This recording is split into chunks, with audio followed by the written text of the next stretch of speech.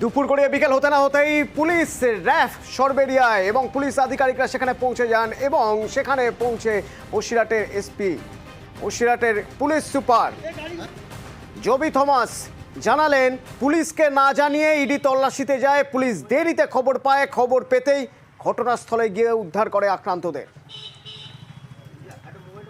Actually এটা প্রবলেমই এটাই ছিল, এরকম একটা law and order is state subject, এরকম একটা জায়গা যাবার সময় একটু লোকাল থানার সাথে কোঅর্ডিনেট করে যাবাটা উচিত ছিল।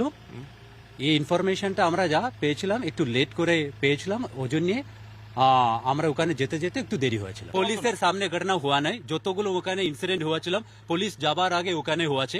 পুলিশ যাবার সঙ্গে সঙ্গে যতগুলো লোক ছিল সবাইকে আমরা রেস্কিউ করে ওখান থেকে সেফ পাসেজ করেছি। প্রায় সন্ধ্যে হয়ে গেল, এখনো কাউকে আইডেন্টিফাই করা গেল না। আমরা ওটা চলছে, সবকিছু লিগ্যাল অ্যাকশন চলছে। চিহ্নিত করা হবে, লিগ্যাল অ্যাকশন নেওয়ার কথা বলছেন বসিরহাটের পুলিশ সুপার। কিন্তু তারই মাঝে রাজনীতিও শুরু হয়ে গিয়েছে, সরগরম রাজনীতি।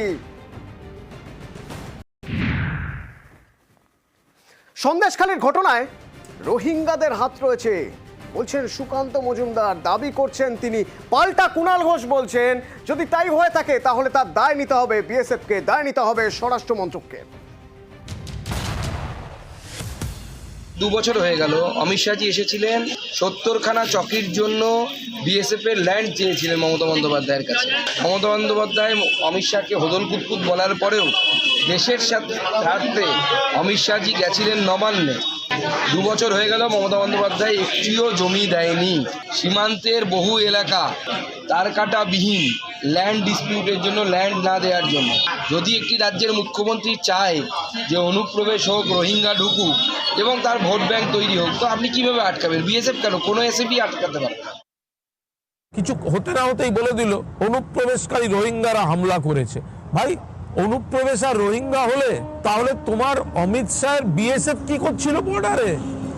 রোহিঙ্গা যদি ঢুকে থাকে, যদি অনুপ্রবেশ হয়ে থাকে, তোমরা অভিযোগ তুলছো, দায় তো তোমার অমিত শাহের। একটা শান্তিপূর্ণ জায়গায় সিলেক্টিভ রেড করতে করতে ধারাবাহিকভাবে গন্ডগোল করার জন্য এই সিনগুলো তৈরি করছে কেন্দ্রীয় সরকার, এই সিনগুলো তৈরি করছে বিজেপি, আর তাদের সঙ্গে হাত মিলিয়ে আছে তৃণমূল বিরোধী এই অশুভ শক্তিগুলো। কিভাবে ঘটলো সরবেরিয়ার ঘটনা, সন্দেশখালীর এই ঘটনা এনআইএ তদন্ত হোক দাবি জানিয়ে সুকান্ত মজুমদার চিঠি লিখলেন স্বরাষ্ট্র মন্ত্রকে। কি রয়েছে সেই চিঠিতে? ভেঙ্কটেশ প্রতিনিধি রয়েছেন, বলবেন ভেঙ্কটেশ।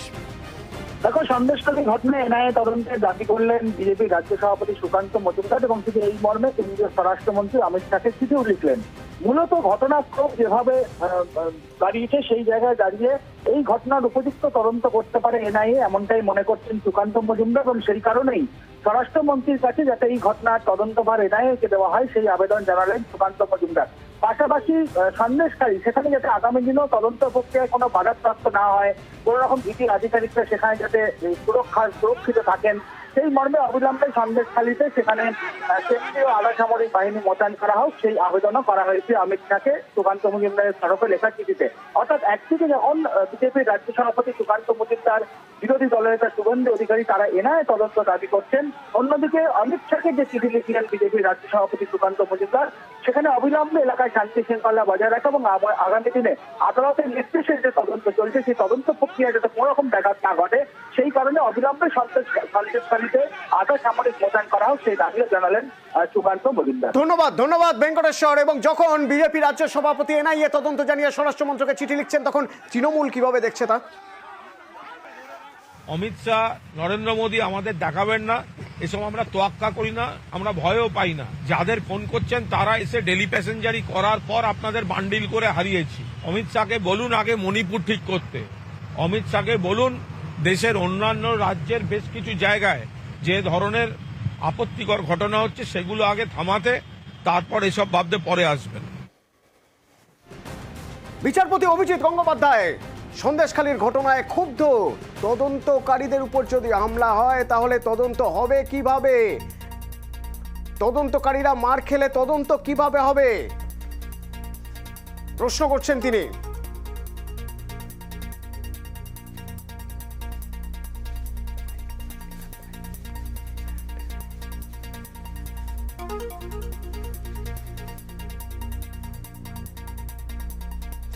এ প্রসঙ্গে কি বলছেন কুণাল ঘোষ? প্রধান বিচারপতির উচিত জাস্টিস গাঙ্গুলিকে অবিলম্বে হাইকোর্ট থেকে বার করে সিপিএম এর ব্রিগেডে পাঠিয়ে দেওয়া। সংবিধানের বাইরে গিয়ে, চেয়ারের বাইরে গিয়ে, এখতিয়ারের বাইরে গিয়ে যদি বারবার উইশ লিস্ট বেরিয়ে আসে অন্য রাজ্যে যে ঘটনাগুলো ঘটে চলেছে, তখন উনি চুপ থাকেন কেন? যারা তৃণমূলের বিরোধী উনি তাদের হাওয়া দিচ্ছেন ধারাবাহিকভাবে। উনি প্রশ্ন করার কে? উনি কি বিজেপির মুখপাত্র, না সিপিএম এর মুখপাত্র, নাকি ওনার এজলাসে মামলাটা রয়েছে? ওনার যদি নেতা সাজতে ইচ্ছা হয়ে থাকে তাহলে একটা টুল কিনে নিয়ে হাইকোর্ট পাড়ায় দাঁড়িয়ে টিফিন টাইমে টুলের উপর দাঁড়িয়ে বক্তৃতা করুন। চেয়ারটা হচ্ছে বিচারপতির আর কণ্ঠ হচ্ছে বিরোধীদের। মুখোশের আড়ালে নয়, মুখোমুখি আসুন। রাজনীতি করবেন, রাজনীতির ময়দানে দাঁড়িয়ে করুন।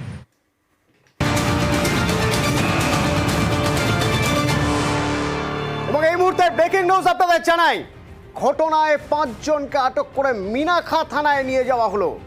মিনাখা থানায় নিয়ে যাওয়া হলো। এই ঘটনায় 5 জনকে জড়িত সন্দেহে। এই 5 জন কারা, তাদের কিভাবে চিহ্নিত করা হলো? অর্পিতা প্রতিনিধি, আরো বিস্তারিত জানবো অর্পিতার থেকে। অর্পিতা, দেখো, এই মুহূর্তে 5 জনকে আটক করে জিজ্ঞাসাবাদের জন্য নিয়ে আসা হয়েছে মিনাখা থানায়। কারণ ন্যাজের থানার অন্তর্গত যে ঘটনা ঘটেছে অর্থাৎ সরবেরিয়া এলাকায়, সেখানে এই ঘটনাস্থলে যে 5 জন তারা ছিলেন, তাদের সেখানে ভূমিকা কি ছিল, কেন সেখানে গিয়েছিল, এই বিষয়ে কিন্তু জিজ্ঞাসাবাদের জন্য ইতিমধ্যেই আটক করেছে পুলিশ আধিকারিকরা। এবং তাদের কিন্তু নিরাপত্তার জন্য ন্যাজের থানায় না রেখে, অর্থাৎ স্থানীয় যে থানা সেখানে না রেখে তাদেরকে মিনাখা থানায় নিয়ে আসা হয়েছে।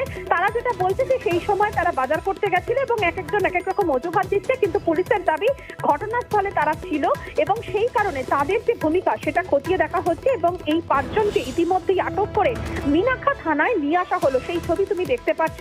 আজকে সকাল থেকে যে উত্তপ্ত পরিস্থিতি হয়, যেখানে ইডি আধিকারিকরা শেখ শাহজাহানের বাড়িতে গিয়ে যখন তারা সেখানে তল্লাশি অভিযান করতে চান, তখনই সেখানকার যারা এই শাহজাহানের যারা অনুগামী তারা সেখানে ঘিরে রাখে এবং একজন সেখানে রাস্তায় শুয়ে পড়ে। তারপরে শুরু হয় কিন্তু ইডি আধিকারিকদের উপরে একেবারে হামলা। উত্তপ্ত হয় পরিস্থিতি, এমনকি কেন্দ্রীয় বাহিনীর আধিকারিকদের উপরে হামলা চলে। 3 জন ইডির আধিকারিক, তাদের মধ্যে একজনের মাথা ফেটে গিয়েছে এবং বাকি 2 জনও কিন্তু গুরুতর আহত। এমনকি সংবাদ মাধ্যমের উপরেও সেখানে হামলা চালানো হয়।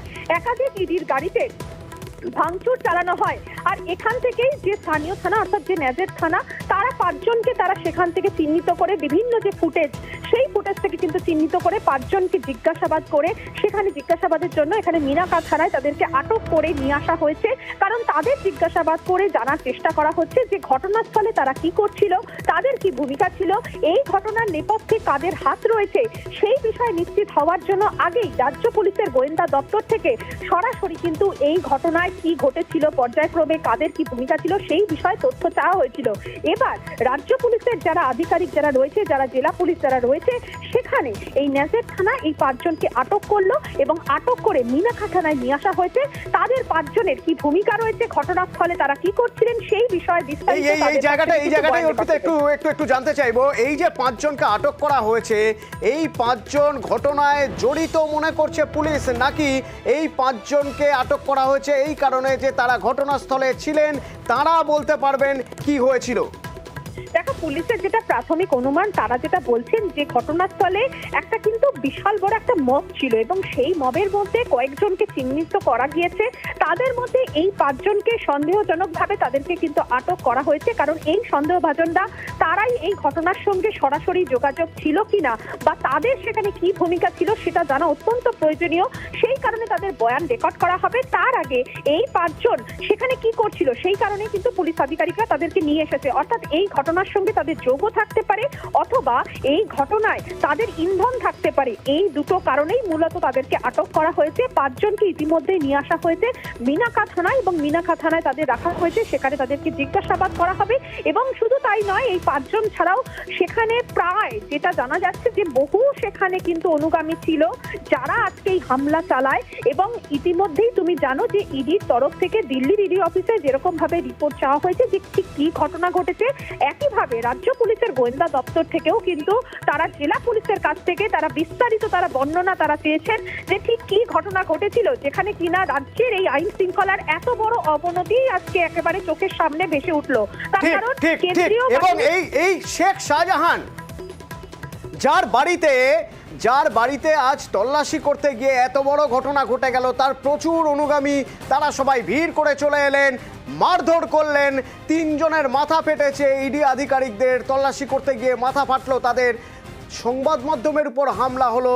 এই শেখ শাহজাহান কে? কে এই শেখ শাহজাহান, যার নামে একটা বাজার রয়েছে? বেতাজ বাদশাহ শাহজাহান, তার নামে একটা বাজার রয়েছে সরবেরিয়ায়। ওই দেখুন, শেখ শাহজাহান মার্কেট, সরবেরিয়া, উত্তর 24 পরগনায়।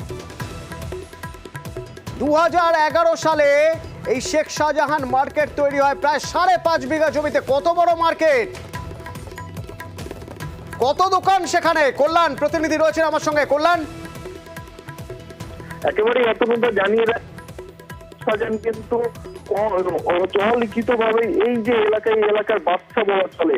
এই সুন্দরবন অর্থাৎ বাংলাদেশ লাগোয়া এই যে সন্দেশখালী নেজার থেকে বিস্তীর্ণ যে এলাকা, এই এলাকা একদিকে যেমন মেছো ভেরি রয়েছে, সেই মেছো ভেরির যে লিজ, সেই লিজের টাকা একদিকে যেমন এই শাহজাহান শেখের পকেটে যায় বা তার অনুগামীদের পকেটে যায়, তারই পাশাপাশি এই এলাকায় ইট ভাটা থেকে শুরু করে যে কোনো কাজের, কেউ কিছু কোনো কাজ করতে গেলে কিন্তু শাহজাহান শেখের পকেট ভরাতে হতো।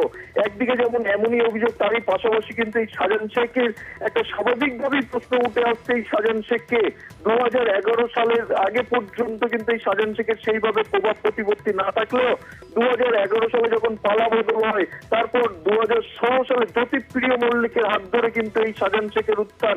জ্যোতিপ্রিয় মল্লিকের হাত ধরে কিন্তু শাহজাহান শেখ তৃণমূলে যোগ দিয়েছিল, আর তারপর থেকেই কিন্তু পুরো ব্যাটনটা নিজের হাতেই কার্যত তুলে নিয়েছিল সেটা বলা চলে। একদিকে যেমন এই সন্দেশখালী, শুধু কিন্তু এই সন্দেশখালী নয়, বসিরহাট মহকুমার বিস্তীর্ণ এলাকা জুড়ে এই যে বাংলাদেশ লাগোয়া, যে বর্ডার লাগোয়া যে এলাকা, এই এলাকায় কালোবাজারি, সুন্দরবনের কাঠ থেকে শুরু করে গরু পাচারে একদিকে যেমন শাহজাহান শেখের নাম উঠে এসছে, তারই পাশাপাশি কিন্তু মানুষ পাচারেও কিন্তু শাহজাহান শেখের একসময় নাম উঠে এসেছিল।